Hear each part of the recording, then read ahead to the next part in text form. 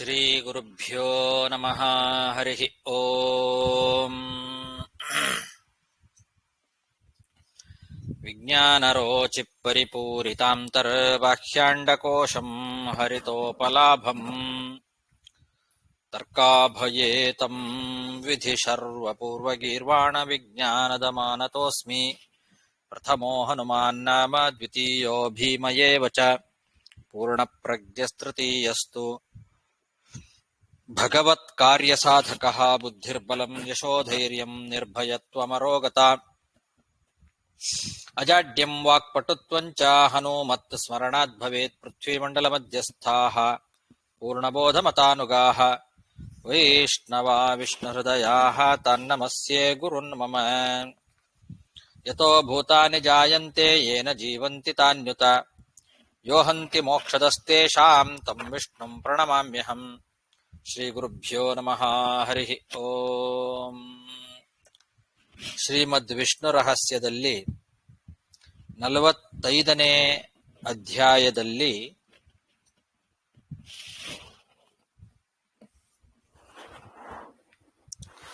ಮೂವತ್ತಾರನೇ ಶ್ಲೋಕ.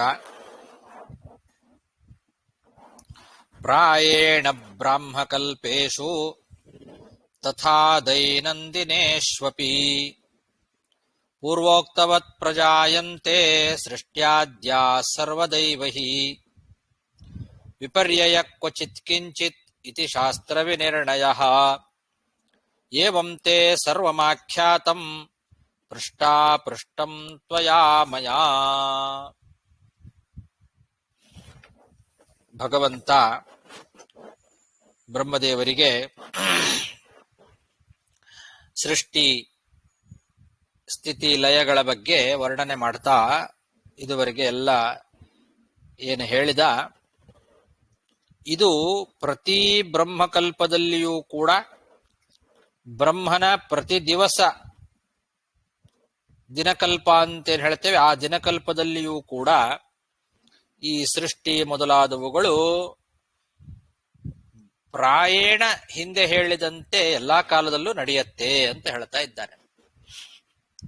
ಪ್ರಾಯೇಣ ಅಂತ ಹೇಳಿದ್ದಾರೆ, ಬಹಳವಾಗಿ ಪ್ರತಿ ದಿನಕಲ್ಪದಲ್ಲಿ ಹೆಚ್ಚಾಗಿ ಇದೇ ಹಿಂದೆ ಹೇಳಿದಂತೆನೆ ಸೃಷ್ಟಿ ಮೊದಲಾದವುಗಳೆಲ್ಲ ನಡೆಯುತ್ತೆ. ಕೆಲವು ಸಂದರ್ಭದಲ್ಲಿ ಸ್ವಲ್ಪ ವ್ಯತ್ಯಾಸನೂ ಆಗತ್ತೆ ಅಂತ ಅರ್ಥ. ಅಂದ್ರೆ ದಿನಕಲ್ಪಗಳಲ್ಲಿ ಪ್ರತಿಯೊಂದು ದಿನಕಲ್ಪಗಳಲ್ಲಿಯೂ ಕೂಡ ಒಂದೇ ರೀತಿಯಲ್ಲಿ ನಡೆಯೋದಲ್ಲ, ಪ್ರಾಯೇಣ ಹಾಗೆ ಹೆಚ್ಚಾಗಿ ಹಾಗೆ ನಡೆಯುತ್ತೆ. ಕೆಲವು ಸಂದರ್ಭದಲ್ಲಿ ಸ್ವಲ್ಪ ವ್ಯತ್ಯಾಸವೂ ಆಗತ್ತೆ. ಇದು ಶಾಸ್ತ್ರದ ನಿರ್ಣಯ ಅಂತ ಹೇಳ್ತಾ ಇದ್ದಾನೆ ಭಗವಂತ. ಇಷ್ಟು ಹೇಳಿ, ಎಲೆ ಬ್ರಹ್ಮದೇವ, ನೀನು ಕೇಳಿದ ಪ್ರಶ್ನೆಗಳಿಗೆ ನಾನು ವಿಸ್ತಾರವಾಗಿ ಉತ್ತರವನ್ನು ಹೇಳಿದ್ದೇನೆ. ನೀನು ಯಾವ ಯಾವ ವಿಷಯಗಳನ್ನ ಪ್ರಸ್ತಾಪ ಮಾಡಿದ್ಯೋ ಆ ವಿಷಯ ಮತ್ತು ಅದಕ್ಕೆ ಸಂಬಂಧಪಟ್ಟಂತಹ ವಿಷಯ ಅದನ್ನು ಕೂಡ ಸೇರಿಸಿಕೊಂಡು ನಿನಗೆ ವಿಸ್ತಾರವಾಗಿ ಇದುವರೆಗೂ ಎಲ್ಲವನ್ನು ವರ್ಣನೆ ಮಾಡಿದೆ ಅಂತ ಭಗವಂತ ಹೇಳ್ತಾ ಇದ್ದಾನೆ. ಪ್ರಾಯೇಣ ಬ್ರಾಹ್ಮಕಲ್ಪೇಷು ತಥಾ ದೈನಂದಿನೇಷ್ವಪಿ ಪೂರ್ವೋಕ್ತವತ್ ಪ್ರಜಾಯಂತೆ ಸೃಷ್ಟ್ಯಾದ್ಯಾ ಸರ್ವದೈವಹಿ ವಿಪರ್ಯಯ ಕ್ವಚಿತ್ ಕಿಂಚಿತ್ ಇತಿ ಶಾಸ್ತ್ರ ವಿನಿರ್ಣಯಃ. ಏವಂ ತೇ ಸರ್ವಮಾಖ್ಯಾತಂ ಪೃಷ್ಟಾಪೃಷ್ಟಂ ತ್ವಯಾ ಮಯಾ.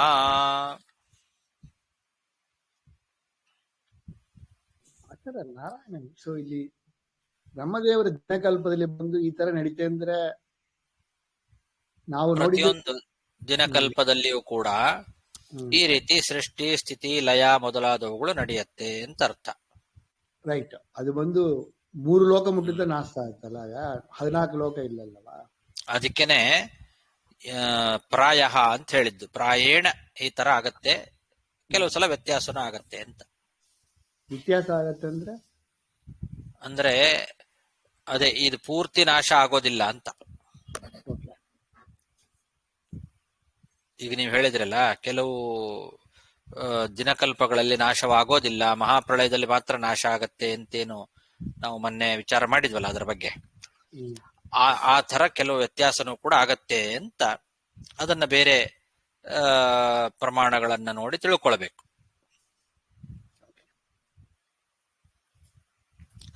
ಅದನ್ನೇ ಇಲ್ಲಿ ಹೇಳ್ತಾರೆ ಮುಂದೆ.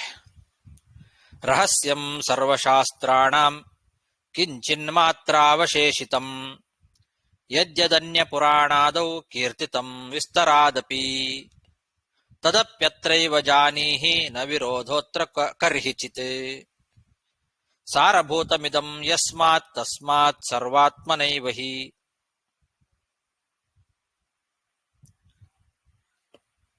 ಭಗವಂತ ಇದುವರೆಗೂ ಹೇಳಿದ ಈ ವಿಷಯಗಳೆಲ್ಲ ತುಂಬಾ ರಹಸ್ಯವಾದದ್ದು ಅಂತ ಹೇಳ್ತಾ ಇದ್ದಾನೆ. ಸಕಲ ಶಾಸ್ತ್ರಗಳ ರಹಸ್ಯವಾದ ವಿಚಾರಗಳನ್ನ ನಾನು ನಿನಗೆ ಹೇಳಿದ್ದೇನೆ. ಬೇರೆ ಪುರಾಣಗಳಲ್ಲಿ ವಿಸ್ತಾರವಾಗಿ ಕೆಲವು ವಿಷಯಗಳನ್ನ ವರ್ಣನೆ ಮಾಡಿದ್ದೇನೆ. ಆ ಪ್ರಮೇಯಗಳಲ್ಲಿ ಹೇಳಬೇಕಾದದ್ದು ಏನಾದರೂ ಸ್ವಲ್ಪ ಉಳಿದಿದ್ರೆ ಅದನ್ನೂ ಕೂಡ ನಾನು ನಿನಗೆ ಇದುವರೆಗೂ ಹೇಳಿದ್ದೇನೆ ತಿಳ್ಕೋ ಅಂತಾನೆ. ಅಂದ್ರೆ ಪುರಾಣಗಳಲ್ಲಿ ಈ ವಿಷಯದ ಬಗ್ಗೆ ಅಲ್ಲಲ್ಲಿ ಬೇಕಾದಷ್ಟು ವಿಷಯಗಳನ್ನ ಭಗವಂತ ಹೇಳಿದ್ದಾನೆ. ಆದರೆ ಅಲ್ಲೂ ಹೇಳದೇ ಇರುವ ಕೆಲವು ವಿಷಯಗಳನ್ನ ನಾನು ಇಲ್ಲಿ ಹೇಳಿದ್ದೇನೆ ನಿನಗೆ ಅಂತಾನೆ. ಯದ್ಯನ್ಯ ಪುರಾಣಾದೌ ಕೀರ್ತಿತಂ ವಿಸ್ತರಾದಪಿ ತದಪ್ಯತ್ರೈವ ಜಾನೀಹಿ. ಅಲ್ಲೇನು ವಿಸ್ತಾರವಾಗಿ ಹೇಳಿದ್ದೇನೆ ಅದನ್ನು ಇಲ್ಲಿ ಹೇಳಿದ್ದೇನೆ. ಅದನ್ನು ಇಲ್ಲಿ ಕೇಳಿ ತಿಳ್ಕೊಳ್ಬಹುದು. ಇದನ್ನು ಕೇಳಿದಾಗ ಅಲ್ಲಿ ಬರೋ ವಿಷಯನೂ ನಿನಗೆ ಗೊತ್ತಾಗತ್ತೆ. ನೀನು ಕೇಳಿದ ಪ್ರಶ್ನೆಗಳಿಗೆ ಉತ್ತರವಾಗಿ ನಾನು ಹೇಳಿದ್ದು ಬೇರೆ ಪುರಾಣಗಳಲ್ಲಿ ಏನು ವಿಸ್ತಾರವಾಗಿ ಬಂದಿದೆ, ಅಲ್ಲಿ ಹೇಳದೇ ಇರುವ ಕೆಲವು ವಿಷಯಗಳು ಇಲ್ಲಿ ಬಂದಿದೆ.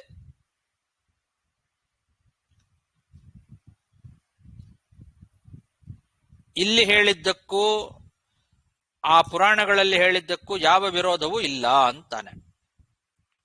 ನ ವಿರೋಧೋತ್ರ ಕರ್ಹಿಚಿತ್. ಅಲ್ಲಿಗೂ ಇಲ್ಲಿಗೂ ವಿರೋಧ ಏನು ಇಲ್ಲ. ಅಂದ್ರೆ ಮೇಲ್ನೋಟಕ್ಕೆ ಕೆಲವು ವಿರೋಧ ಇರೋ ಹಾಗೆ ಕಾಣಿಸ್ಬೋದು, ಆದ್ರೆ ವಿರೋಧ ಇಲ್ಲ ಅಂತ ಅರ್ಥ.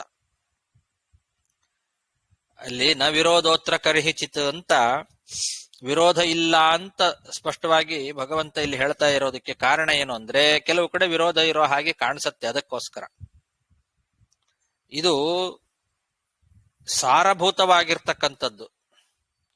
ಸಾರಭೂತಮಿದಂ ಯಸ್ಮಾತ್, ಯಾವ ಕಾರಣದಿಂದ ಇದು ಅತ್ಯಂತ ಸಾರಭೂತವಾಗಿರ್ತಕ್ಕಂಥದ್ದು, ಆ ಕಾರಣದಿಂದ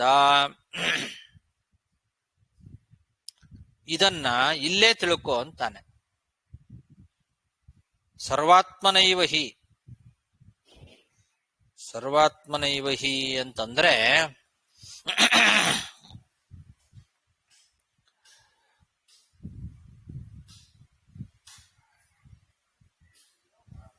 ಸಕಲ ಪ್ರಕಾರದಿಂದಲೂ ಕೂಡ ಇದು ಶ್ರೇಷ್ಠ ಅಂತ ಮುಂದಿನ ಶ್ಲೋಕಕ್ಕೆ ಅನ್ವಯ ಮಾಡ್ಕೊಳ್ಬೇಕು. ಅದನ್ನ ಸರ್ವಾಗಮೇಭ್ಯ ಶ್ರೇಷ್ಠ ಸ್ಯಾತ್ ಅನ್ಯದೇತಸ್ಯ ವಿಸ್ತರಃ ಪಠತ ಶೃಣ್ವತೋ ವಾಪಿ ಗೃಣತ ಸ್ಮರತೋಪಿ ವಾ ಬ್ರಹ್ಮನ್ ರಹಸ್ಯಸ್ಯೈತಸ್ಯ ಸರ್ವ ಪುಣ್ಯಫಲಂ ಭವೇತ್ ಮದ್ಭಕ್ತಿಂ ಪರಮಾಂ ಪ್ರಾಪ್ಯ ನಚಿರಾನ್ ಮುಕ್ತಿಮಾಪ್ನುಯಾತ್.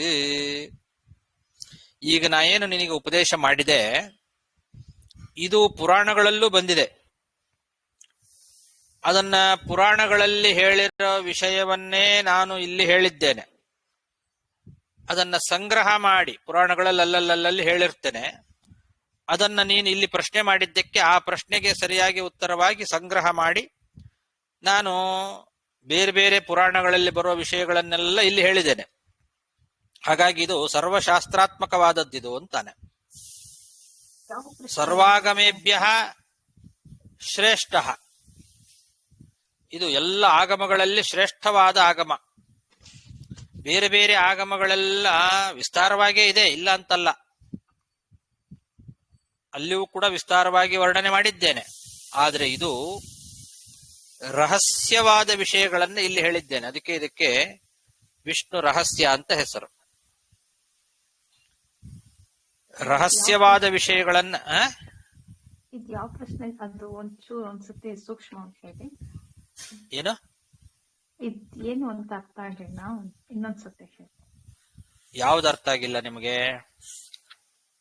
ಈ ಯಾವ ಪ್ರಶ್ನೆಗಳು ಉತ್ತರ ದೇವ್ರು ಯಾವ್ದಕ್ಕೆ ಹೇಳ್ತಾ ಇದ್ದಾನೆ ಅಂತ. ಈ ಬ್ರಹ್ಮದೇವರು ಈ ಅಧ್ಯಾಯದ ಪ್ರಾರಂಭದಲ್ಲಿ ಪ್ರಶ್ನೆ ಮಾಡ್ತಾರೆ.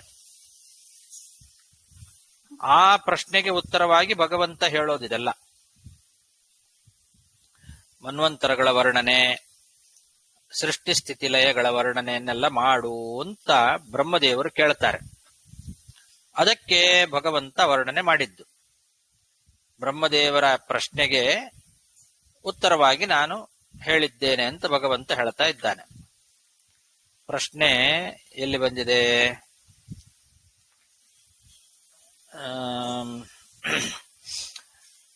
ಇದು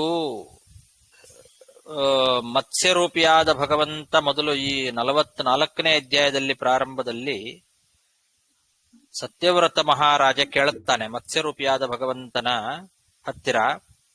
ಆವಾಗ ಮತ್ಸ್ಯ ಪುರಾಣ ಅಂತ ಬಂದದ್ದು. ಅದು ಅಲ್ಲಿಂದ ಪ್ರಾರಂಭ ಆಗಿ ಇದೇ ವಿಷಯವನ್ನ, ಇದರ ಬಗ್ಗೆನೆ ಹಿಂದೆ ಬ್ರಹ್ಮದೇವರು ಭಗವಂತನ ಹತ್ರ ಕೇಳಿದಾಗ ಭಗವಂತ ಬ್ರಹ್ಮದೇವರಿಗೆ ಏನು ಹೇಳಿದ್ನೋ ಅದನ್ನೇ ಹೇಳ್ತೇನೆ ಅಂತ ಹೇಳಿ ಪ್ರಾರಂಭ ಮಾಡಿ ಆ ಬ್ರಹ್ಮದೇವರಿಗೂ ಭಗವಂತನಿಗೂ ನಡೆದಂತಹ ಸಂವಾದವನ್ನ ವರ್ಣನೆ ಮಾಡ್ತಾ ಬಂದಿದ್ದಾರೆ.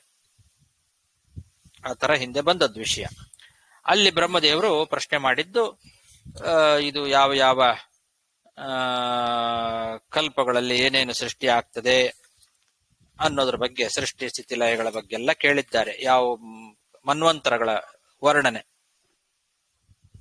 ಯಾವ ಮನ್ವಂತರದಲ್ಲಿ ಯಾರು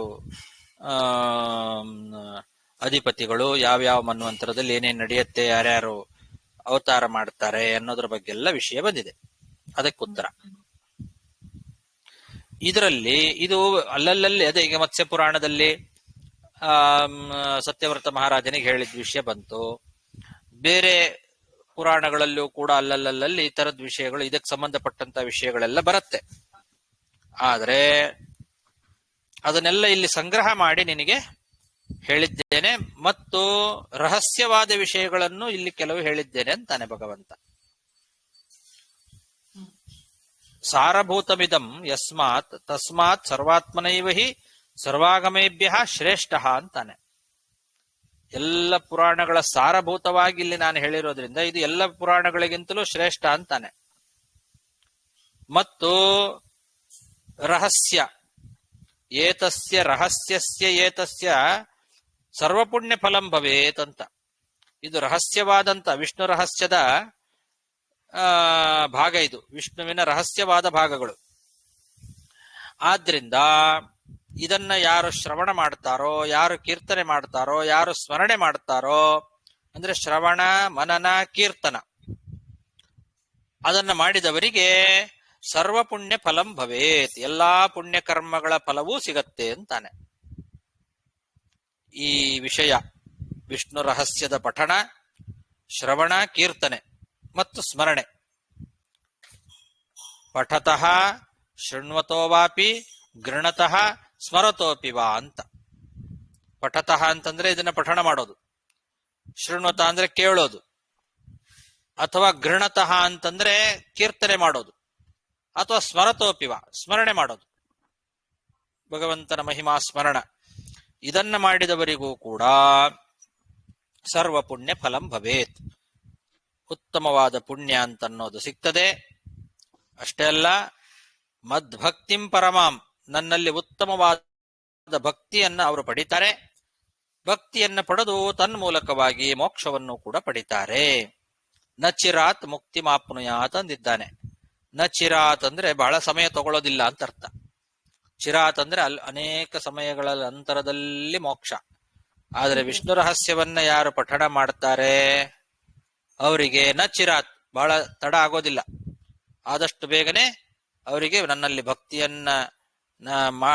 ಭಕ್ತಿಯನ್ನ ಮಾಡಿ ಅವರು ಮೋಕ್ಷವನ್ನು ಪಡಿತಾರೆ ಅಂತಾನೆ. ಕೇಳ್ರಿ ಏನಂದ್ರಿ? ರಹಸ್ಯಂ ಸರ್ವಶಾಸ್ತ್ರಾಣಂ ಕಿಂಚಿನ್ ಮಾತ್ರ ಅವಶೇಷಿತಂ. ಯಜ್ಜದನ್ಯ ಪುರಾಣಾದೌ ಕೀರ್ತಿತಂ ವಿಸ್ತರಾದಪಿ.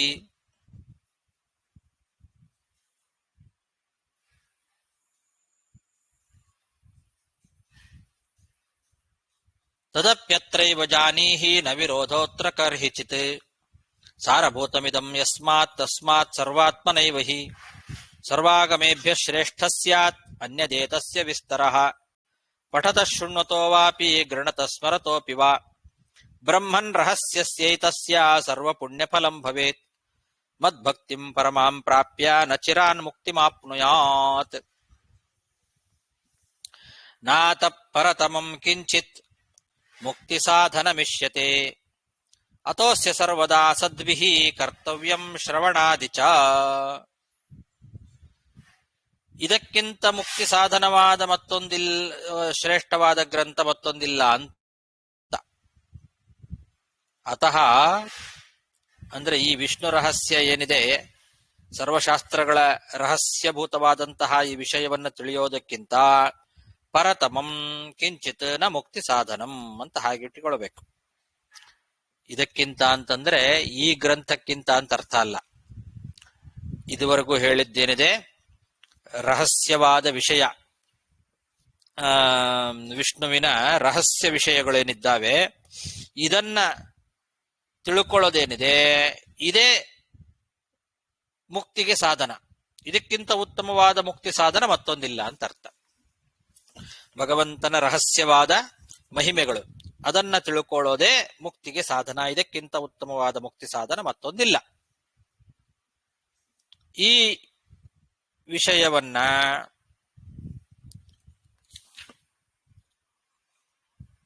ಪಠಣ ಮಾಡೋದು, ಶ್ರವಣ ಮಾಡೋದು, ಕೀರ್ತನ ಮಾಡೋದು ಇದನ್ನ ಅವಶ್ಯವಾಗಿ ಎಲ್ಲರೂ ಮಾಡಲೇಬೇಕು ಅಂತ ಇದ್ದಾರೆ. ಕರ್ತವ್ಯಂ ಶ್ರವಣಾದಿಚ ಸದ್ವಿಹಿ. ಯಾರು ಸಜ್ಜನರಿದ್ದಾರೆ, ಯಾರು ಮೋಕ್ಷವನ್ನ ಪಡೆಯಬೇಕು ಅಂತ ಯಾರಿಗೆ ಅಪೇಕ್ಷೆ ಇದೆ ಅಂತಹ ವ್ಯಕ್ತಿಗಳು ಸರ್ವದಾ ಇದನ್ನ ನಿರಂತರವಾಗಿ ಅಸ್ಯ ಶ್ರವಣಾದಿ ಕರ್ತವ್ಯಂ, ಇದರ ಶ್ರವಣ ಮೊದಲಾದವುಗಳನ್ನು ಮಾಡಬೇಕು. ಶ್ರವಣಾದಿ ಅಂತ ಹೇಳಿದ್ದಾರೆ. ಶ್ರವಣಾದಿ ಅಂದ್ರೆ ಶ್ರವಣ, ಕೀರ್ತನ, ಸ್ಮರಣ ಮೊದಲಾದವುಗಳನ್ನ ಅವಶ್ಯವಾಗಿ ಮಾಡಲೇಬೇಕು. ಯಾಕೆ? ಮೋಕ್ಷಕ್ಕೆ ಇದಕ್ಕಿಂತ ಉತ್ತಮವಾದ ಉಪಾಯ ಮತ್ತೊಂದಿಲ್ಲ. ಹಾಗಾಗಿ ವಿಷ್ಣು ಸರ್ವೋತ್ತಮತ್ವ ಜ್ಞಾನ ನಿಶ್ಚಯಾತ್ಮಕವಾಗಿ ಬರಲಿಕ್ಕೆ, ಮೋಕ್ಷ ಕಾರಣವಾದ ಜ್ಞಾನ ಉಂಟಾಗಲಿಕ್ಕೆ ಅವಶ್ಯವಾಗಿ ಇದನ್ನ ಕೇಳಲೇಬೇಕು, ಓದಲೇಬೇಕು, ತಿಳ್ಕೊಳ್ಳೇಬೇಕು, ಸ್ಮರಣೆ ಮಾಡಲೇಬೇಕು ಅಂತ ಹೇಳಿ ಭಗವಂತ ತನ್ನ ಮಾತನ್ನ ಮುಗಿಸ್ತಾ ಇದ್ದಾನೆ. ನಾತಃ ಪರತಮಂ ಕಿಂಚಿನ್ ಮುಕ್ತಿ ಸಾಧನಮಿಷ್ಯತೆ. ಅತೋಸ್ಯ ಸರ್ವದಾ ಸದ್ಭಿಃ ಕರ್ತವ್ಯಂ ಶ್ರವಣಾದಿ ಚ. ಸೂತ ಉವಾಚ ಶ್ರುತ್ವೈವಂ ಭಗವತ್ ಪ್ರೋಕ್ತಂ ಸರ್ವಲೋಕ ಪಿತಾಮಹಃ ಸಸೃಜೆ ಪೂರ್ವವತ್ ಸರ್ವಂ ಪ್ರಾಯೇಣೈವ ಹಿ ತಾದೃಶಂ ಅನಾದ್ಯನಂತ ಕಾಲಂ ಹಿ ಸೃಷ್ಟಿರೇಷಾ ಸನಾತನಿ ನಾನೀದೃಶಂ ಕುತ ಕ್ವಾಪಿ ವಿಪ್ರಾ ಭವಿತುಮರ್ಹತಿ. ಈಗ ಸೂತ ಪುರಾಣಿಕರು ಮತ್ತೆ ಪ್ರಕೃತಕ್ಕೆ ಬಂದರು. ಈ ರೀತಿ ಭಗವಂತ ಯಾರಿಗೆ, ಬ್ರಹ್ಮದೇವರಿಗೆ ಇದನ್ನೆಲ್ಲ ಉಪದೇಶ ಮಾಡಿದ. ಆ ಮಹಾವಿಷ್ಣುವಿನಿಂದ ಇದನ್ನೆಲ್ಲವನ್ನೂ ಕೂಡ ಶ್ರವಣ ಮಾಡಿರ್ತಕ್ಕಂತಹ ಜಗತ್ ಪಿತಾಮಹನಾದ ಬ್ರಹ್ಮದೇವರು ಹಿಂದಿನ ಕಲ್ಪಗಳಲ್ಲಿ ಯಾವ ರೀತಿಯಲ್ಲಿ ಸೃಷ್ಟಿ ಮಾಡಿದ್ನೋ ಅದೇ ರೀತಿ ಈಗ ಮತ್ತೆ ಸೃಷ್ಟಿಯನ್ನ ನಡೆಯತ್ತೆ ಅಂತ ತಿಳ್ಕೊಂಡ. ಹಾಗೇ ಸೃಷ್ಟಿಯನ್ನ ಮಾಡಿದ. ಹಿಂದಿನ ಕಲ್ಪದಲ್ಲಿ ಹೇಗೆ ಸೃಷ್ಟಿಯಾಗಿತ್ತೋ ಅದೇ ರೀತಿಯಲ್ಲಿ ಈ ಕಲ್ಪದಲ್ಲಿಯೂ ಕೂಡ ಸೃಷ್ಟಿ ಮಾಡಿದ ಅಂತ ಹೇಳ್ತಾ ಇದ್ದಾರೆ. ಬ್ರಹ್ಮದೇವರು ಭಗವಂತನಿಂದ ಕೇಳಿ ತಿಳ್ಕೊಂಡು ಹಿಂದಿನ ಕಲ್ಪದಲ್ಲಿ ಸೃಷ್ಟಿ ಮಾಡಿದಂತೆಯೇ ಮತ್ತೆ ಈ ಕಲ್ಪದಲ್ಲಿಯೂ ಕೂಡ ಸೃಷ್ಟಿಯನ್ನ ಮಾಡಿದ. ಆಮೇಲೆ ಅದು ಬಹು ಪ್ರಾಯೇಣ ಅಂತ ಮತ್ತಿದೆ ಇಲ್ಲಿ. ಸಸೃಜೆ ಪೂರ್ವವತ್ ಸರ್ವಂ ಪ್ರಾಯೇಣೈವ ಹಿ ತಾದೃಶಂ. ಪ್ರಾಯೇಣ ಹೆಚ್ಚಾಗಿ ಎಲ್ಲ ಅದೇ ರೀತಿನೇ ಸೃಷ್ಟಿ ಮಾಡಿದ. ಪ್ರವಾಹ ರೂಪದಿಂದ ಈ ಜಗತ್ತು ನಿತ್ಯ, ಈ ಜಗತ್ತಿನ ಸೃಷ್ಟಿ ಅಂತನ್ನೋದು ಸನಾತನಿ ಅಂತ ಅಂದಿದ್ದಾರೆ. ಸನಾತನಿ ಅಂತಂದ್ರೆ ನಿತ್ಯವಾದದ್ದು ಅಂತ ಅರ್ಥ, ಸನಾತನವಾದದ್ದು. ಅನಾದ್ಯನಂತ ಕಾಲಂ ಹಿ ಸೃಷ್ಟಿರೇಷ ಸನಾತನಿ, ಅನಾದ್ಯನಂತ ಕಾಲದವರೆಗೂ ಹೀಗೆ ನಡೀತಾನೆ ಇರ್ತದೆ. ಇದನ್ನ ಪ್ರವಾಹತಃ ನಿತ್ಯ ಅಂತ ಕರೀತಾರೆ. ನಿತ್ಯ ಅಂತಂದ್ರೆ ಜಗತ್ತು ಹುಟ್ಟುತ್ತದೆ ಮತ್ತೆ ನಾಶವಾಗ್ತದೆ, ಹುಟ್ಟುತ್ತದೆ ನಾಶವಾಗ್ತದೆ. ನಾಶವಾಗ್ತದೆ ಅಂತಂದ್ಮೇಲೆ ನಿತ್ಯ ಹೇಗೆ ಅಂತಂದ್ರೆ, ನಾಶವಾದರೂ ಕೂಡ ಒಂದು ನಾಶವಾದ್ರೂ ಮತ್ತೊಂದು ಮತ್ತೆ ಸೃಷ್ಟಿ ಆಗ್ತದೆ, ನಾಶವಾಗ್ತದೆ ಮತ್ತೆ ಸೃಷ್ಟಿ ಆಗ್ತದೆ. ಹೀಗೆ ಸೃಷ್ಟಿ ನಾಶ ಅನ್ನೋದು ಅನಾದಿ ಕಾಲದಿಂದ ನಡೀತಾನೆ ಇರ್ತದೆ, ಅನಂತ ಕಾಲದವರೆಗೂ ಇದ್ದೇ ಇರ್ತದೆ. ಆದ್ರಿಂದ ಇದನ್ನ ಪ್ರವಾಹತಃ ಅನಾದಿ ಅಂತ ಕರೀತಾರೆ, ಪ್ರವಾಹತಃ ನಿತ್ಯ. ಈಗ ನೀರಿನ ಪ್ರವಾಹ ಹರಿತಾನೇ ಇರ್ತದೆ, ಆದ್ರೆ ಮುಂದೆ ಹೋದ ನೀರು ಮತ್ತೆ ಹಿಂದೆ ಬರೋದಿಲ್ಲ. ಆ ನೀರು ಅಂತೂ ನೀರಿದ್ದೇ ಇರ್ತದೆ, ಆ ನೀರು ಬೇರೆ ಈ ನೀರು ಬೇರೆ. ಹೌದು, ಕಾಲವು ಕೂಡ ಹಾಗೆ. ಹೋದ ಕಾಲ ಮತ್ತೆ ಬರೋದಿಲ್ಲ, ಕಾಲ ಹೋಗಿದ್ದ ಕಾಲ ಮತ್ತೆ ಬರೋದಿಲ್ಲ, ಆದ್ರೆ ಕಾಲ ಅಂತೂ ಇದ್ದೇ ಇರ್ತದೆ, ನಿತ್ಯ. ಪ್ರವಾಹತಃ ನಿತ್ಯ ಅಂದ್ರೆ ಆ ರೀತಿ ಅರ್ಥ. ಪ್ರವಾಹ ಹೇಗೆ ಮುಂದಿಂದ ಪ್ರವಾಹ ಹೋದ್ರೂ ಹಿಂದಿನ ಪ್ರವಾಹಗಳು ಬರ್ತಾನೆ ಇರ್ತದೆ, ಆದ್ರೆ ಮುಂದಿಂದ ಆ ಪ್ರವಾಹ ಇದಲ್ಲ, ಅದು ಹೋಗಿದ್ದೆ, ಅದು ಮತ್ತೆ ಹಿಂತಿರುಗಿ ಬರೋದಿಲ್ಲ. ಆದ್ರೆ ಪ್ರವಾಹ ಅಂತೂ ಹೇಗೆ ಇದ್ದೇ ಇರ್ತದೋ ಹಾಗೆ ಪ್ರವಾಹತಃ ನಿತ್ಯ. ಸೃಷ್ಟಿ ಸ್ಥಿತಿ ಇವುಗಳೆಲ್ಲ ಸೃಷ್ಟಿ ಆಗ್ತದೆ, ಲಯ ಆಗ್ತದೆ, ಲಯ ಆಗ್ತದೆ ಮತ್ತೆ ಸೃಷ್ಟಿ ಆಗ್ತದೆ. ಯಥಾಪೂರ್ವಂ ಅಕಲ್ಪಯತ್ ಅಂತಾರಲ್ಲ. ಹೌದು, ದಾಥಾ ಯಥಾಪೂರ್ವಂ ಅಕಲ್ಪಯತ್ ಅಂತ ವೇದ. ಆ ವೇದವೇ ಇದಕ್ಕೆ ಪ್ರಮಾಣ. ಹಿಂದಿನಂತೆಯೇ ಸೃಷ್ಟಿ ಮಾಡಿದ. ಆದ್ರಿಂದ ಸನಾತನಿ, ಇದು ನಿತ್ಯ. ಜಗತ್ತಿನ ಸೃಷ್ಟಿ ಅನ್ನೋದು ಅನಾದ್ಯನಂತ ಕಾಲದವರೆಗೂ ಹೀಗೆ ನಡೀತಾನೆ ಇರ್ತದೆ. ಕುತಃ ಕ್ವಾಪಿ ಅನೀದೃಶಂ ಭವಿತು ಅರ್ಹತಿ ಅಂತ. ಇದು ಹೀಗೆ ಅಲ್ಲ ಅಂತ ಆಗ್ಲಿಕ್ಕೆ ಸಾಧ್ಯ ಇಲ್ಲ, ಯಾವ ಕಾರಣದಿಂದಲೂ ಇದು ಆಗದೆ ಇರ್ಲಿಕ್ಕೆ ಸಾಧ್ಯ ಇಲ್ಲ ಅಂತ ಋಷಿಗಳನ್ನ ಕುರಿತು ಸೂತ ಪುರಾಣಿಕರು ಹೇಳ್ತಾ ಇದ್ದಾರೆ. ವಿಪ್ರಾಹ, ಅಲೆ ಬ್ರಾಹ್ಮಣರೇ, ಋಷಿಗಳೇ, ನಾನೀದೃಶಂ ಕುತಕ್ವಾಪಿ ಭವಿತುಮರ್ಹತಿ, ಇದು ಹೀಗೆ ಆಗೋದಿಲ್ಲ ಅಂತಿಲ್ಲ. ನಿಂತೋಯ್ತು, ಇನ್ನು ಮುಗೀತು, ಇನ್ನು ಸೃಷ್ಟಿ ಆಗೋದೇ ಇಲ್ಲ ಅಂತ ಹಾಗೆ ಆಗೋದೇ ಇಲ್ಲ. ಸೃಷ್ಟಿ ಆಗ್ತದೆ ಮತ್ತೆ ಸಂಹಾರ ಆಗ್ತದೆ, ಸೃಷ್ಟಿ ಸಂಹಾರ ಇದು ನಡೀತಾನೆ ಇರ್ತದೆ.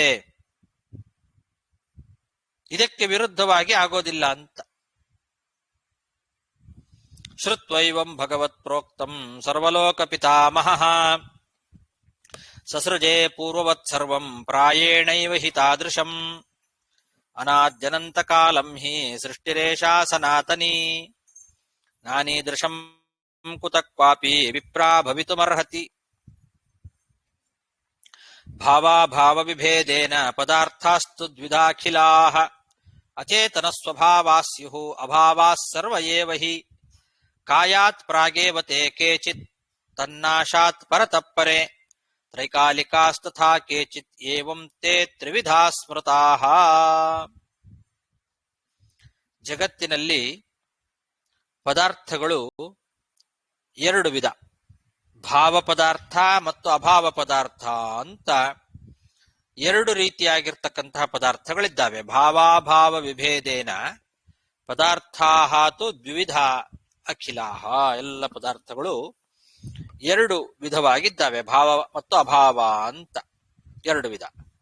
ಅದರಲ್ಲಿ ಅಭಾವ ಪದಾರ್ಥಗಳು ಅಂತೇನಿದ್ದಾವೆ ಅವೆಲ್ಲ ಅಚೇತನ ಸ್ವಭಾವಗಳು, ಜಡ. ಅಚೇತನ ಸ್ವಭಾವ ಸ್ಯುಃ ಅಭಾವಾಃ ಸರ್ವ ಏವ ಹಿ. ಅಭಾವ ಪದಾರ್ಥಗಳು ಅಂತ ಯಾವ್ದ್ಯಾವ್ದಿದ್ದಾವೋ ಅದೆಲ್ಲವೂ ಕೂಡ ಅಚೇತನವೇ, ಜಡವೇ. ಅಭಾವ ಪದಾರ್ಥಗಳಲ್ಲಿ ಕೆಲವು ಕಾರ್ಯಕ್ಕಿಂತ ಮೊದಲು ಇರ್ತಾವೆ. ಒಂದು ವಸ್ತು ಸೃಷ್ಟಿಯಾಗೋದಕ್ಕಿಂತ ಮುಂಚೆ ಇರುವಂತಹ ಅಭಾವಗಳು ಕೆಲವಿದ್ದಾವೆ, ಅದನ್ನ ಪ್ರಾಗಭಾವ ಅಂತ ಕರೀತಾರೆ. ವಸ್ತು ಸೃಷ್ಟಿ ಆಗೋದಕ್ಕಿಂತ ಮುಂಚೆ ಅದರ ಅಭಾವ ಇತ್ತು. ಈಗ ಒಂದು ಘಟ ಸೃಷ್ಟಿ ಆಗ್ತದೆ ಅಂತಂದ್ರೆ, ಇವತ್ತು ಒಂದು ಘಟ ಸೃಷ್ಟಿ ಆಯ್ತು, ಒಬ್ಬ ಕುಂಬಾರ ಇವತ್ತೊಂದು ಘಟ ಮಾಡಿದ ಅಂದ್ರೆ ಈ ಘಟದ ಅಭಾವ ನಿನ್ನೆ ಇತ್ತು. ನಿನ್ನೆ ಇರ್ಲಿಲ್ಲ ಇದು ಘಟ. ನಿನ್ನೆ ಯಾವ ಒಂದು ಅಭಾವ ಇತ್ತಲ್ಲ, ಅದಕ್ಕೆ ಪ್ರಾಗಭಾವ ಅಂತ ಕರೀತಾರೆ. ಅಂದ್ರೆ ಹುಟ್ಟೋದಕ್ಕಿಂತ ಮುಂಚೆ ಇದ್ದ ಭಾವ ಅಂತ ಅರ್ಥ. ಇದು ಪ್ರಾಗಭಾವ. ಮತ್ತೆ ಕೆಲವು ವಸ್ತು ಕಾರ್ಯ ನಾಶ ಆದ ಮೇಲೆ ಇರ್ತದೆ, ಅದು ಧ್ವಂಸ ಅಂತ ಕರೀತಾರೆ. ಇದುವರೆಗೂ ಒಂದು ಘಟ ಇತ್ತಿಲ್ಲಿ, ಆ ಘಟವನ್ನ ಒಡೆದು ನಾಶ ಮಾಡಿದ್ವಿ, ಮುಗೀತು. ಆ ಘಟ ನಾಶ, ಘಟಾಭಾವ ಬಂತು. ಆ ಘಟದ ಅಭಾವಕ್ಕೆ ಧ್ವಂಸ ಅಂತ ಕರೀತಾರೆ. ಅದು ಪ್ರಾಗಭಾವ ಅಲ್ಲ, ಅದು ಧ್ವಂಸ. ಹಿಂದೆ ಇದ್ದು ಈಗ ಇಲ್ಲ ಅಂತಾದ್ರೆ ಅದನ್ನ ಧ್ವಂಸ ಅಂತ ಕರೀತಾರೆ. ಇದು ನಿತ್ಯ. ಧ್ವಂಸಕ್ಕೆ ಮತ್ತೆ ನಾಶ ಇಲ್ಲ. ಮತ್ತೊಂದು ಘಟ ಬರ್ಬೋದು, ಈ ಘಟ ಹೋಗಿದ್ದು ಹೋಯ್ತೆ, ಆದ್ರಿಂದ ಧ್ವಂಸವನ್ನ ನಿತ್ಯ ಅಂತ ಕರೀತಾರೆ. ಆದ್ರೆ ಪ್ರಾಗಭಾವ ಅನಿತ್ಯ. ಪ್ರಾಗಭಾವ ಅಂತನ್ನೋದು ಅನಿತ್ಯ. ಯಾಕೆಂದ್ರೆ ವಸ್ತು ಸೃಷ್ಟಿಯಾಗೋದಕ್ಕಿಂತ ಮುಂಚೆ ಇರುವ ಅಭಾವ ಅದು. ವಸ್ತು ಸೃಷ್ಟಿ ಆದ ತಕ್ಷಣ ಆ ಪ್ರಾಗಭಾವ ಹೋಗಿಬಿಡತ್ತೆ. ಹಾಗಾಗಿ ಪ್ರಾಗಭಾವ ಅನ್ನೋದು ಅನಿತ್ಯ, ಧ್ವಂಸ ನಿತ್ಯ. ಹೀಗೆ ಕೆಲವು ಅಭಾವಗಳು ವಸ್ತು ಸೃಷ್ಟಿಯಾಗೋದಕ್ಕಿಂತ ಮುಂಚೆ ಇರ್ತದೆ, ಕೆಲವು ಅಭಾವಗಳು ವಸ್ತು ನಾಶ ಆದ ಮೇಲೆ ಇರ್ತದೆ. ಹೀಗೆ ಪ್ರಾಗಭಾವ, ಪ್ರಧ್ವಂಸಾಭಾವ. ಇನ್ನು ಕೆಲವು ಅಭಾವಗಳಿದ್ದಾವೆ, ಅವು ತ್ರೈಕಾಲಿಕ ಅಭಾವ. 3 ಕಾಲದಲ್ಲಿಯೂ ಇಲ್ಲ ಅದು. ಇದು ಪ್ರಾಗಭಾವ ಹಿಂದೆ ಮಾತ್ರ ಇರಲಿಲ್ಲ, ಹಿಂದೆ ಮಾತ್ರ ಇತ್ತು, ಈಗಿಲ್ಲ. ಯಾಕೆಂದ್ರೆ ವಸ್ತು ಸೃಷ್ಟಿ ಆದ ತಕ್ಷಣ ಪ್ರಾಗಭಾವ ಹೋಗ್ಬಿಡತ್ತೆ. ಧ್ವಂಸ ಮೊದಲು ಇರಲಿಲ್ಲ, ಆಮೇಲೆ ಬರ್ತದೆ. ವಸ್ತು ಇರುವಾಗ ಇರೋದಿಲ್ಲ ಅದು ಧ್ವಂಸ. ವಸ್ತು ನಾಶ ಆದ ಮೇಲೆ ಉತ್ಪತ್ತಿ ಆಗ್ತದೆ. ಧ್ವಂಸಕ್ಕೆ ಉತ್ಪತ್ತಿ ಇದೆ, ಪ್ರಾಗಭಾವಕ್ಕೆ ಉತ್ಪತ್ತಿ ಇಲ್ಲ. ಧ್ವಂಸಕ್ಕೆ ಉತ್ಪತ್ತಿ ಇದೆ. ಉತ್ಪತ್ತಿ ಆಗೋದಕ್ಕಿಂತ ಮುಂಚೆ ಆ ಧ್ವಂಸ ಇರಲಿಲ್ಲ ಅದು. ಆದ್ರೆ 3 ಕಾಲದಲ್ಲೂ ಇಲ್ಲದೆ ಇರುವಂತಹ ಒಂದು ಅಭಾವ ಇದೆ. 3 ಕಾಲದಲ್ಲೂ ಇಲ್ಲದೆ ಇರುವಿಕೆ ಅಂತ ಕರೀತಾರೆ. ಅದು ತ್ರೈಕಾಲಿಕ ಅಭಾವ. ಭೂತಕಾಲ, ವರ್ತಮಾನ ಕಾಲ, ಭವಿಷ್ಯತ್ ಕಾಲ, 3 ಕಾಲದಲ್ಲೂ ಇಲ್ಲದೆ ಇರುವಂತಹ ಅಭಾವಗಳು ಕೆಲವಿದ್ದಾವೆ. ಮೊಲದ ಕೊಂಬು, ಮೊಲಕ್ಕೆ ಕೊಂಬು ಯಾವ ಕಾಲದಲ್ಲೂ ಇರಲಿಲ್ಲ, ಹಿಂದೆನೂ ಇರಲಿಲ್ಲ, ಈಗೂ ಇಲ್ಲ, ಮುಂದಿನೂ ಬರೋದಿಲ್ಲ. ಮೊಲಕ್ಕೆ ಕೊಂಬಿರೋದೇ ಇಲ್ಲ, ಶಶವಿಷಾಣ ಅಂತ ಕರೀತಾರೆ. ಇಂಥದ್ದೆಲ್ಲ ತ್ರೈಕಾಲಿಕ ಅಭಾವಗಳು, 3 ಕಾಲದಲ್ಲೂ ಇರೋದಿಲ್ಲ. ಮನುಷ್ಯರಿಗೆ ಕೊಂಬು, ಮೊಲದ ಕೊಂಬು, ಇವೆಲ್ಲ ತ್ರೈಕಾಲಿಕ ಅಭಾವಗಳು.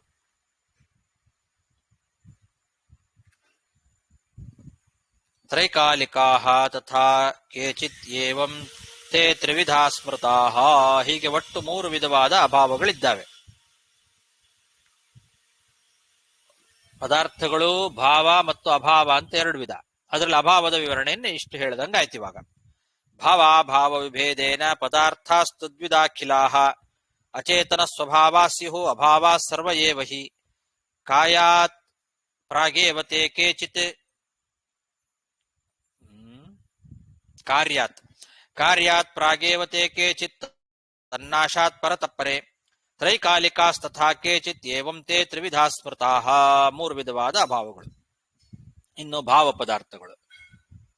ಭಾವ ಸರ್ವೇ ಸ್ವಭಾವೇನ ಭಿನ್ನಾ ಏವ ಸ್ವರೂಪತಃ ಚೇತನಾ ಚೇತನತ್ವೇನ ಸರ್ವೇ ತೇ ದ್ವಿವಿಧಾ ಸ್ಮೃತಾಃ.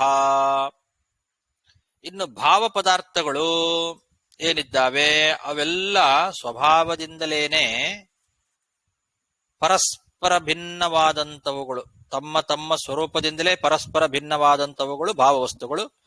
ಅದು 2 ವಿಧ, ಚೇತನ ಮತ್ತು ಅಚೇತನ ಅಂತ 2 ವಿಧವಾಗಿದ್ದಾವೆ ಭಾವವಸ್ತುಗಳು. ಸರ್ವೇ ಭಿನ್ನಾಹ ಸ್ವರೂಪತಃ. ಸ್ವರೂಪತಃ ಪ್ರತಿಯೊಂದು ಪದಾರ್ಥಗಳು ಕೂಡ ಭಿನ್ನ ಭಿನ್ನ ಭಿನ್ನವಾದ ಪದಾರ್ಥಗಳು. ಭಾವ ಪದಾರ್ಥಗಳಲ್ಲಿ ಎಲ್ಲವೂ ಭಿನ್ನ ಭಿನ್ನವಾದಂತಹ ಪದಾರ್ಥಗಳು. ಅವು 2 ವಿಧವಾದ ಪದಾರ್ಥಗಳಿದ್ದಾವೆ. ಭಾವದಲ್ಲೇ 2 ವಿಧ, ಏನೋ ಚೇತನ ಮತ್ತು ಅಚೇತನ ಅಂತ. ಅಭಾವದಲ್ಲಿ ಅಚೇತನ ಮಾತ್ರ, ಚೇತನ ಅಂತಿಲ್ಲ. ಎಲ್ಲಾ ಭಾವಗಳು ಅಚೇತನಗಳೇ. ಭಾವದಲ್ಲಾಗುವಾಗ ಚೇತನ ಭಾವನೂ ಇದೆ, ಅಚೇತನವಾದ ಭಾವನೂ ಇದೆ. 2 ವಿಧ. ಇವು ಎಲ್ಲ ಚೇತನ ಇರ್ಬೋದು, ಅಚೇತನ ಇರ್ಬೋದು. ಪ್ರತಿಯೊಂದು ಕೂಡ ಭಾವಗಳು ಭಿನ್ನ ಭಿನ್ನವಾದವುಗಳೇ. ಭಾವ ಸರ್ವೇ ಸ್ವಭಾವೇನ ಭಿನ್ನಾ ಏವ ಸ್ವರೂಪತಃ ಚೇತನಾ ಚೇತನತ್ವೇನ ಸರ್ವೇ ತೇ ದ್ವಿವಿಧಾ ಸ್ಮೃತಾಃ. ವಿಷ್ಣುಃ ಶ್ರೀಶ್ಚಾಖಿಲಾ ಜೀವಾಃ ಚೇತನಾಸ್ತು ಸ್ವಭಾವತಃ. ಅನ್ಯೇ ಸರ್ವೇಪಿ ಯೇ ಭಾವಾಃ ಜಡರೂಪ ಅಚೇತನಾಃ. ಭಾವ ಮತ್ತು ಭಾವದಲ್ಲಿ ಚೇತನ ಮತ್ತು ಅಚೇತನ ಅಂತ ಎರಡು ವಿಧ ಅಲ್ವಾ? ಚೇತನ ಯಾರು ಅಂದ್ರೆ ವಿಷ್ಣು, ಶ್ರೀಹಿ ಮತ್ತು ಅಖಿಲ ಜೀವಾಹ. ಭಗವಂತ ವಿಷ್ಣು ಮತ್ತು ಪ್ರಕೃತಿಯ ನಿಯಾಮಕಳಾಗಿರ್ತಕ್ಕಂತಹ ಮಹಾಲಕ್ಷ್ಮೀ ದೇವಿ ಮತ್ತು ಎಲ್ಲ ಜೀವರು, ಇವರೆಲ್ಲ ಭಾವ ಚೇತನರು ಅಂತ ಕರೆಸ್ಕೊಂಡಿದ್ದಾರೆ. ಭಾವದಲ್ಲಿ ಚೇತನರು ಅಂತಂದ್ರೆ ಇವರೆಲ್ಲ ಸಕಲ ಜೀವರು ಮತ್ತು ಲಕ್ಷ್ಮೀ ನಾರಾಯಣ, ಇವರಿಷ್ಟು ಜನ ಭಾವಚೇತನರು ಅಂತ ಕರೆಸ್ಕೊಂಡಿದ್ದಾರೆ. ಸ್ವಭಾವತಃ ಇವರೆಲ್ಲ ಭಾವಚೇತನರು. ಸ್ವಾಭಾವಿಕವಾಗಿಯೇ ಇವೆಲ್ಲ ಚೇತನ ವಸ್ತುಗಳು. ಇದು ಬಿಟ್ಟು ಉಳಿದದ್ದೆಲ್ಲವೂ ಭಾವವಸ್ತುಗಳು, ಸ್ವಭಾವತಃ ಜಡಗಳು, ಅಚೇತನ ವಸ್ತುಗಳು. ಈ ಜಗತ್ತನ್ನೇ ನಾವು ನೋಡ್ತೇವೆ, ಘಟಪಟ ಮೊದಲಾದ ವಸ್ತುಗಳು, ಇದೆಲ್ಲ ಸ್ವಾಭಾವಿಕವಾಗಿ ಅಚೇತನವಾದ ಪದಾರ್ಥಗಳು, ಅಚೇತನವಾದ ಭಾವ ಪದಾರ್ಥಗಳು ಇವೆಲ್ಲ. ವಿಷ್ಣು ಶ್ರೇಷ್ಠಾಖಿಲ ಜೀವಾಃ ಚೇತನಾಸ್ತು ಸ್ವಭಾವತಃ ಅನ್ಯೇ ಸರ್ವೇಪಿ ಯೇ ಭಾವಾಃ ಜಡರೂಪ ಅಚೇತನಾಃ. ಅಲ್ಲಿ ಅಚೇತನದಲ್ಲಿ ಬಂದು ಭಾವದಲ್ಲಿ ಬಂದು ಅಚೇತನವೂ ಬರುತ್ತೆ, ಅದಲ್ಲಿ ಕೂಡ ಅಚೇತನ ಎರಡಕ್ಕೆ ಏನು ವ್ಯತ್ಯಾಸ? ಯಾವುದಕ್ಕೆ? ಈಗ ನೀವ್ ಹೇಳಿದ್ದು ಬಂದು ಚೇತನ ಮತ್ತು ಅಚೇತನ ಎರಡು ಹೇಳಿರ್ಲಿ. ಭಾವ ವಸ್ತುಲಿ ಬಂದು ಎರಡು ಕ್ಯಾಟಗರಿ. ಆಮೇಲೆ ಅಭಾವದಲ್ಲಿ ಅಚೇತನ ಮಾತ್ರ. ಹೌದು, ಅಲ್ಲಿ ಅಭಾವ ಅಚೇತನಕ್ಕೂ ಭಾವಚೇತನಕ್ಕೂ ಏನು ವ್ಯತ್ಯಾಸ? ಅದು ಭಾವ, ಇದು ಅಭಾವ ಅಷ್ಟೇ. ಇದು ಭಾವ ವಸ್ತು ಅಂದ್ರೆ ಇರುವ ವಸ್ತುಗಳು, ಘಟ ಪಟ ಮೊದಲಾದ ವಸ್ತುಗಳೆಲ್ಲ ಇದು ಇರುವಂತಹ ವಸ್ತುಗಳು. ಅಂದ್ರೆ ನಮಗೆ ಅದನ್ನ ಉಪಯೋಗಿಸ್ಲಿಕ್ಕೆ ಬರ್ತದೆ. ಅದರಿಂದ ನಮಗೆ ಏನಾದ್ರೂ ಅರ್ಥಕ್ರಿಯಾಕಾರಿತ್ವ ಅಂತ ಕರೀತಾರೆ ಅದನ್ನ. ಅದರ ಉಪಯೋಗವನ್ನು ನಾವು ಪಡ್ಕೊಳ್ಳಿಕ್ ಆಗ್ತದೆ. ಅಭಾವ ವಸ್ತು ಅರ್ಥಕ್ರಿಯಾಕಾರಿ ಅಲ್ಲ, ಅದನ್ನ ನಾವು ಉಪಯೋಗಿಸ್ಕೊಳಿಕ್ ಬರೋದಿಲ್ಲ. ಇಲ್ಲದೆ ಇರೋ ವಸ್ತು ಅದು. ಇಲ್ಲದೆ ಇರುವ ವಸ್ತುಲಿ ಬಂದು ಅಭಾವ ಎಂಬ 3 ಕ್ಯಾಟಗರಿ ಅರ್ಥ ಆಗುತ್ತೆ. ಈಗ ಘಟ ಪಟ ಎಲ್ಲ ಹೇಳ್ತೀರಿ, ಅದು ಬಂದು ನಾವು ಬಂದು ಯೂಸ್ ಮಾಡ್ತೇವೆ, ಯೂಸ್ ಮಾಡ್ಲಿಕ್ಕೆ ಬರ್ತದೆ. ಅದು ಚೇತನ ಅಲ್ಲ, ಅದು ಭಾವ. ಅದು ಭಾವ ಅಚೇತನ ಅಲ್ವಾ? ಅಚೇತನ ಭಾವ. ಹೌದು. ಅಭಾವದಲ್ಲಿ ಬಂದು ಅಚೇತನವಾದ ಅಭಾವ. ಅದಕ್ಕೆ ಅಚೇತನವಾದ ಅಭಾವ ಅಂತ ಹೇಳಬೇಕಾಗಿಲ್ಲ, ಯಾಕೆಂದ್ರೆ ಅಚೇತನವೇ ಅದು. ಅಭಾವ ಅನ್ನೋದು ಅಚೇತನವೇ, ಆದ್ರಿಂದ ಪ್ರತ್ಯೇಕವಾಗಿ ಅಚೇತನ ಅಭಾವ ಅಂತ ಹೇಳಬೇಕಾಗಿಲ್ಲ. ಚೇತನ ಅಭಾವ ಅಂತ ಒಂದಿದ್ದಿದ್ರೆ ಅಚೇತನ ಭಾವ ಅಂತ ಹೇಳಬೇಕಾಗಿತ್ತು. ಚೇತನವಾದ ಭಾವ ಅಂತ ಅನ್ನೋದೊಂದಿರೋದ್ರಿಂದ ಅಚೇತನ ಭಾವ ಅಂತ ಪ್ರತ್ಯೇಕವಾಗಿ ನಾವು ಹೇಳ್ತೇವೆ. ಅಭಾವಗಳು ಎಲ್ಲವೂ ಅಚೇತನವೇ ಆದ್ರಿಂದ ಅದು ಅಚೇತನ ಭಾವ ಅಂತ ಹೇಳೋ ಅಗತ್ಯ ಇಲ್ಲ. ಅಂತೂ ಅಭಾವ. ಅದಾಯ್ತಾ? ಅಚೇತನ ಭಾವ ಎಂಬ ಎಕ್ಸಾಂಪಲ್ ಒಂದು ಕೊಡ್ರಿ. ನೀವು ಅದ್ರ ಅವಸ್ಥೆ ಇಲ್ಲ ಅಂತೀರಿ, ಅಚೇತನ ಎಂಬ ಶಬ್ದಕ್ಕೆ ಅಲ್ಲಿ ಏನ್ ಅರ್ಥ ಬರ್ತಾರೆ? ಈಗ ಶಶವಿಷಾಣ ಇದೆ, ಮೊಲದ ಕೊಂಬು, ಅದು ಅಚೇತನ ಅಭಾವ. ಅದರಲ್ಲಿ ಚೈತನ್ಯ ಇಲ್ವಲ್ಲ. ಅಭಾವ ವಸ್ತುವಿನಲ್ಲಿ ಯಾವುದರಲ್ಲೂ ಕೂಡ ಚೈತನ್ಯ ಇಲ್ಲ. ಘಟಾಭಾವ. ನಿನ್ನೆ ಘಟ ನಾಶ ಆಯ್ತು, ಇವತ್ತು ಅದರ ಅಭಾವ ಇದೆ. ಅದರಿಂದ ಏನಾದ್ರೂ ಅದರಲ್ಲಿ ಚೈತನ್ಯ ಏನಾದ್ರು ಇದೆಯಾ? ಧ್ವಂಸದಲ್ಲಿ ಚೈತನ್ಯ ಇಲ್ವಲ್ಲ. ಹಾಗಾಗಿ ಅದು ಅಚೇತನವೇ. ಎಲ್ಲಾ ಅಭಾವಗಳು ಅಚೇತನವೇ. ಸೊ ಘಟ ಈಗ ಒಂದು ಇಲ್ಲ ಅಂಬದು ಅದ ಧ್ವಂಸ. ಇಲ್ಲಾಮ ಹೇಳಾದು ಬಂದು ನಾವು ಹೌದು. ಇಲ್ಲ ಎಂಬ ವ್ಯವಹಾರಕ್ಕೆ ಕಾರಣವಾದದ್ದು ಯಾವುದು? ಅದು ಅಭಾವ.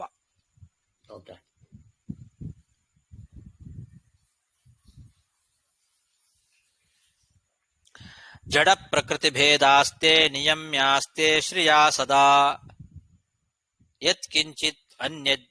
ಯತ್ಕಿಂಚಿದನ್ಯದ್ವಿಷ್ಣೋಃ ಸರ್ವಂ ಪ್ರಕೃತಿಯಂತ್ರಿತಂ ಪ್ರಕೃತ್ಯಾ ಸಹ ತತ್ಸರ್ವಂ ಸರ್ವದಾ ವಿಷ್ಣುಯಂತ್ರಿತಂ ಪ್ರಕೃತಿಶ್ಚೇತನಾ ಲಕ್ಷ್ಮೀ ಪರಮ ಪುರುಷೋ ವಿಷ್ಣು ಪರಮಾತ್ಮೇತಿ ಯಸ್ಮೃತಃ.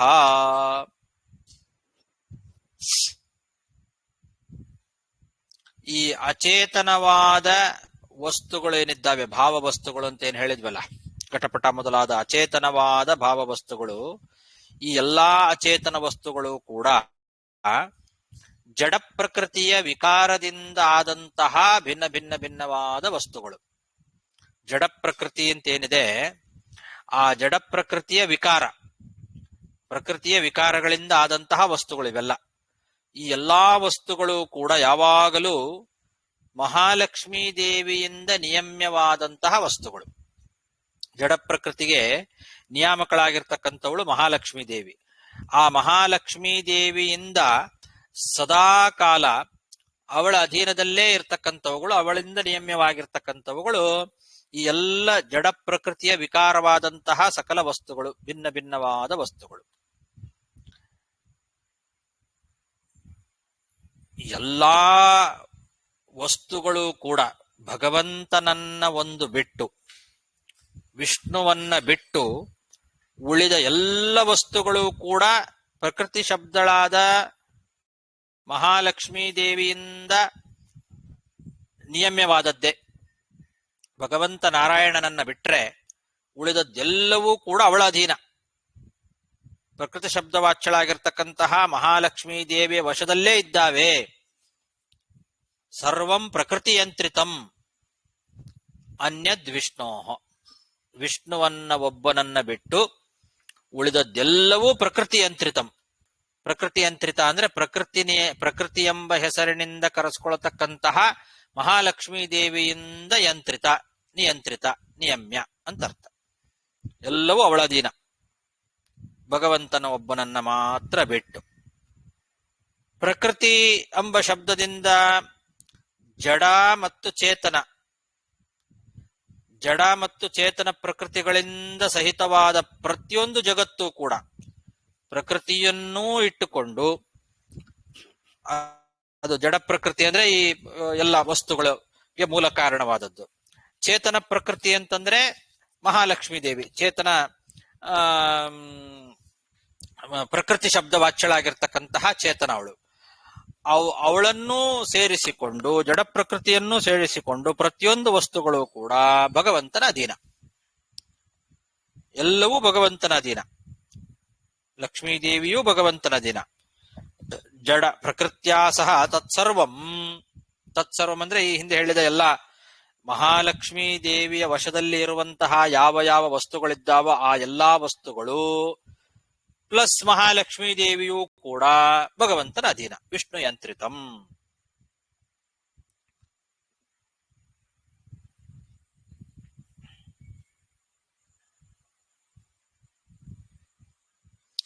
ಇಡೀ ಜಗತ್ತು ಭಗವಂತನ ಅಧೀನದಲ್ಲಿದೆ. ಈ ಚೇತನ ಪ್ರಕೃತಿ ಅಂದ್ರೆ ಯಾವುದು ಅಂದ್ರೆ ಅದೇ ಮಹಾಲಕ್ಷ್ಮೀ ದೇವಿ. ಪ್ರಕೃತಿ ಚೇತನಾ ಲಕ್ಷ್ಮೀ. ಜಡ ಪ್ರಕೃತಿ ದೇವತಾ, ಅವಳೇ ಜಡ ಪ್ರಕೃತಿಯ ಅಭಿಮಾನಿ ದೇವತೆ.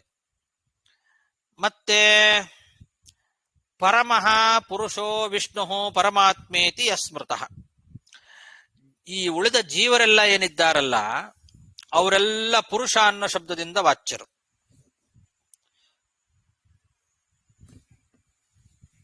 ಚೇತನರೆಲ್ಲರೂ ಕೂಡ ಪುರುಷ ಶಬ್ದ ವಾಚ್ಯರಾಗಿದ್ದಾರೆ. ಮಹಾವಿಷ್ಣು ಪುರುಷೋತ್ತಮ ಅಂತ ಕರೆಸ್ಕೊಳ್ತಾನೆ. ಎಲ್ಲ ಪುರುಷರಲ್ಲೇ ಉತ್ತಮನಾದವನಾದ್ರಿಂದ ಅವನನ್ನು ಪುರುಷೋತ್ತಮ ಅಂತ ಕರೀತಾರೆ. ಅವನನ್ನೇ ಎಲ್ಲಾ ಜ್ಞಾನಿಗಳು ಕೂಡ ಪರಮಾತ್ಮ ಅಂತ ಕೂಡ ಕರೀತಾರೆ ಅಂತ.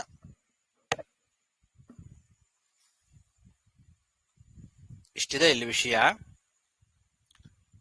ಭಗವದ್ಗೀತೆಯಲ್ಲಿ ಸ್ವಲ್ಪ ಇದನ್ನ ಹೀಗೆ ವಿಸ್ತಾರ ಮಾಡ್ತಾ, ಪುರುಷ ಅಂತಂದ್ರೆ ಎರಡು ಪುರುಷರಿದ್ದಾರೆ ಅಂತ ಹೇಳ್ತಾರಲ್ಲಿ. ಇಲ್ಲದನ್ನು ಹೇಳಲಿಲ್ಲ. ಇಲ್ಲೇನ್ ಹೇಳಿದ್ದಾರೆ? ಪರಮಃ ಪುರುಷೋ ವಿಷ್ಣು ಪರಮಾತ್ಮೇತಿ ಯಸ್ಮೃತಃ ಅಂತ ಅಷ್ಟೇ ಹೇಳಿದ್ದಾರೆ. ಇದನ್ನ ಅದ್ರ ಜೊತೆಗೆ ಸೇರಿಸ್ಕೊಳ್ಬೇಕು ನಾವು. ಪುರುಷ ಶಬ್ದವಾಚ್ಯರಾಗಿರ್ತಕ್ಕಂಥವ್ರು ಇಬ್ಬರಿದ್ದಾರೆ, ಅಕ್ಷರ ಪುರುಷ, ಅಕ್ಷರ ಪುರುಷ ಅಂತ. ಲಕ್ಷ್ಮೀ ದೇವಿಯನ್ನು ಕೂಡ ಪುರುಷ ಅಂತ ಕರೀತಾರೆ. ಅವಳು ಅಕ್ಷರ ಪುರುಷ ಅಂತ ಕರೆಸ್ಕೊಳ್ತಾಳೆ. ಉಳಿದವರೆಲ್ಲ ಕ್ಷರ ಪುರುಷರು. ಬ್ರಹ್ಮದೇವರಿಂದ ಹಿಡ್ಕೊಂಡು ಪ್ರತಿಯೊಬ್ಬ ಜೀವರಾಶಿಗಳು ಕೂಡ ಕ್ಷರ ಪುರುಷರು, ನಾಶವುಳ್ಳಂತಹ ಪುರುಷರು ಅಂತ ಅರ್ಥ. ಅಂದ್ರೆ ಯಾವ್ದಾದ್ರೂ ಒಂದು ರೀತಿಯಿಂದ ನಾಶ ಇರೋರು ಅಂತ ಅರ್ಥ. ಸ್ವರೂಪಕ್ಕೆ ನಾಶ ಇಲ್ಲ ಜೀವರಿಗೆ ಯಾರಿಗೂ ಕೂಡ, ದೇಹ ನಾಶ ಇದೆ. ಆದ್ರೆ ಲಕ್ಷ್ಮೀದೇವಿಗೆ ದೇಹನಾಶವೂ ಇಲ್ಲ. ಆದ್ರಿಂದ ಅವಳು ಅಕ್ಷರ ಪುರುಷ ಅಂತ, ಅವಳಿಗೆ ಅಕ್ಷರ ಅಂತ ಕರೀತಾರೆ. ಅಕ್ಷರ ಪುರುಷ ಅಂತಂದ್ರೆ ಮಹಾಲಕ್ಷ್ಮೀ ದೇವಿ, ಕ್ಷರ ಪುರುಷರು ಅಂತಂದ್ರೆ ಬ್ರಹ್ಮಾದಿ ಸಮಸ್ತ ಜೀವರಾಶಿಗಳು. ಈ ಕ್ಷರ ಮತ್ತು ಅಕ್ಷರ ಇಬ್ಬರಿಗಿಂತಲೂ ಉತ್ತಮನಾದ ಪುರುಷ ಭಗವಂತ. ಆದ್ರಿಂದ ಅವನನ್ನು ಪುರುಷೋತ್ತಮ ಅಂತ ಕರೀತಾರೆ. ಕ್ಷರಶ್ಚ ಹದಿನೈದನೇದು ಭಗವದ್ಗೀತೆಯಲ್ಲಿ 15ನೇ ಅಧ್ಯಾಯದಲ್ಲಿ ಹೇಳಿದ್ದಾರೆ. ಕ್ಷರಶ್ಚ ಅಕ್ಷರ ಏವಚ ಕ್ಷರ ಸರ್ವಾಣಿ ಭೂತಾನಿ ಕೂಟಸ್ಥೋ ಅಕ್ಷರ ಉಚ್ಯತೆ ಉತ್ತಮ ಪುರುಷಸ್ತ್ವನ್ಯ ಪರಮಾತ್ಮ. ಅದನ್ನೇ ಇಲ್ಲಿ ಹೇಳಿದ್ದು. ಆ ಉತ್ತಮ ಪುರುಷ ಏನಿದ್ದಾನಲ್ಲ, ಕ್ಷರ ಮತ್ತು ಅಕ್ಷರಗಳಿಗಿಂತ ಉತ್ತಮನಾದ ಪುರುಷೋತ್ತಮ ಅವನನ್ನ ಪರಮಾತ್ಮ ಅಂತ ಕರೀತಾರೆ. ಪರಮಾತ್ಮೇತ್ಯುದಾರತಃ, ಅವನನ್ನೇ ಪುರುಷೋತ್ತಮ ಅಂತ ಕೂಡ ಕರೀತಾರೆ, ಪರಮಾತ್ಮ ಅಂತ ಕೂಡ ಕರೀತಾರೆ ಅಂತ. ಪರಮ ಪುರುಷೋ ವಿಷ್ಣು ಪರಮಾತ್ಮೇತಿ ಯಸ್ಮೃತಃ. ಕ್ಷರ ಸರ್ವಾಣಿ ಭೂತಾನಿ ಕೂಟಸ್ಥೋ ಅಕ್ಷರ ಉಚ್ಯತೆ ಉತ್ತಮ ಪುರುಷಸ್ತು ಅನ್ಯಃ, ಅಂದ್ರೆ ಇವರಿಬ್ಬರಿಗಿಂತ ಬೇರೆ ಅವನು. ಈ ಬ್ರಹ್ಮಾದಿ ಸಮಸ್ತ ಜೀವರಾಶಿಗಳಲ್ಲಿ ಅವನು ಸೇರಿದವನಲ್ಲ. ಅವರೆಲ್ಲ ಜಡ ಅಕ್ಷರ ಪುರುಷರು. ಅಕ್ಷರ ಪುರುಷ ಅಂತ ಕರೆಸ್ಕೊಂಡಿರ್ತಕ್ಕಂಥವಳು ಮಹಾಲಕ್ಷ್ಮೀ ದೇವಿ, ಅವಳು ಅಲ್ಲ. ಅವರಿಬ್ಬರಿಗಿಂತಲೂ ಅನ್ಯಃ, ಬೇರೆಯವನಿದ್ದಾನಲ್ಲ ಅವನನ್ನೇ ಪರಮಾತ್ಮೇ ತುದಾರ್ಥಃ. ಯೋ ಲೋಕತ್ರಯಮಾವಿಶ್ಯ ಬಿಭರ್ತಿ ಅವ್ಯಯ ಈಶ್ವರ. ಈ ಮೂರು ಲೋಕವನ್ನು ದಾಟಿ ಮೀರಿದವನವನು, ಅವನಿಗೆ ನಾಶ ಇಲ್ಲ. ಇಡೀ ಜಗತ್ತನ್ನೇ ಅವನು ಧಾರಣೆ ಮಾಡಿದವನು. ಬಿಭರ್ತಿ ಅವ್ಯಯ ಈಶ್ವರ, ಎಲ್ಲರಿಗೂ ಒಡೆಯ ಅವನು. ಯಸ್ಮಾತ್ ಕ್ಷರಮತೀತೋಹಂ ಅಕ್ಷರಾದಪಿ ಚ ಉತ್ತಮ ಅತೋಸ್ಮಿ ಲೋಕೆ ವೇದೇ ಚ ಪ್ರಚಿತಃ ಪುರುಷೋತ್ತಮ ಅಂತಾನೆ ಕೃಷ್ಣ ಹೇಳಿದ ಮಾತು. ನಾನು ಯಾವ ಕಾರಣದಿಂದ ಕ್ಷರ ಪುರುಷರನ್ನೂ ಮೀರಿದ್ದೇನೋ, ಅಕ್ಷರ ಪುರುಷರನ್ನೂ ಮೀರಿ ನಾನಿದ್ದೇನೋ, ಆ ಕಾರಣದಿಂದ ಲೋಕದಲ್ಲಿ ವೇದದಲ್ಲಿ ನನ್ನನ್ನು ಪುರುಷೋತ್ತಮ ಅಂತ ಕರೀತಾರೆ ಅಂತ ಭಗವಂತ ಕೃಷ್ಣ ಹೇಳಿದ ಮಾತು. ಅದನ್ನೇ ಇಲ್ಲಿ ಸೂತ ಪುರಾಣಿಕರು ಹೇಳ್ತಾ ಇದ್ದಾರೆ. ಪರಮಹಾಪುರುಷೋ ವಿಷ್ಣು ಪರಮಾತ್ಮೇತಿ ಯಸ್ಮೃತಃ. ಅಲ್ಲಿಗೆ 45ನೇ ಅಧ್ಯಾಯದಲ್ಲಿ 50 ಶ್ಲೋಕ ಆಯ್ತು, ಸಾಕು. ಶ್ರೀಕೃಷ್ಣ ಅರ್ಪಣಮಸ್ತು. ನಮಸ್ಕಾರ ಆಚಾರ್ಯ. ನಿನ್ನೆ ಪಾಠದಲ್ಲಿ ಅವ್ರು ಯಾರಿಗೆ ಡೌಟ್ ಕೇಳುವಂತ, ಆ ನಿನ್ನೆ ಪಾಠದಲ್ಲಿ ಅವ್ರು ಯಾರಿಗೆ ಡೌಟ್ ಕೇಳುವಂದ, ನಿನ್ನೆ ಪಾಠದ್ದ ಕೇಳಿ.